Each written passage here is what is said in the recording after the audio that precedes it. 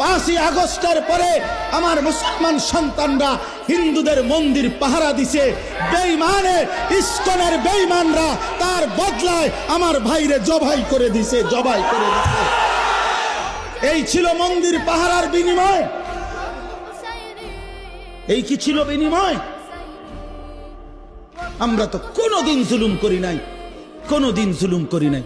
বাংলাদেশে আমাদের কত বড় বড় উলামায়ে কেরাম আমাদের জাতির রাহবারদেরকে বারবার জেলখানায় নিছে।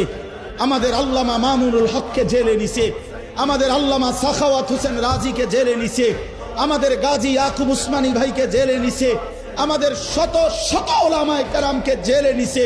কই আমরা তো কোনোদিন কারো গলায় ছুরি চালাই নাই।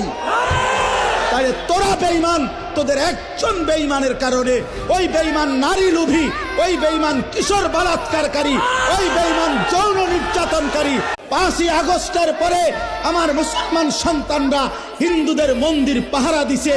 বেঈমানে ইস্কনের বেঈমানরা তার বদলায় আমার ভাইরে জবাই করে দিছে। এই ছিল মন্দির পাহারার বিনিময়। এই কি ছিল বিনিময়?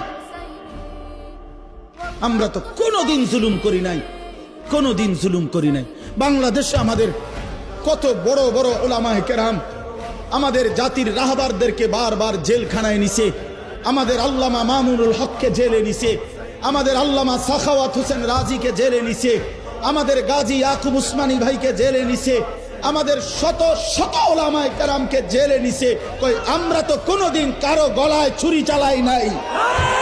তাই তোরা বেঈমান, তোদের একজন বেঈমানের কারণে ওই বেঈমান নারী লোভী, ওই বেঈমান কিশোর বলাৎকারকারী, ওই বেঈমান যৌন নির্যাতনকারী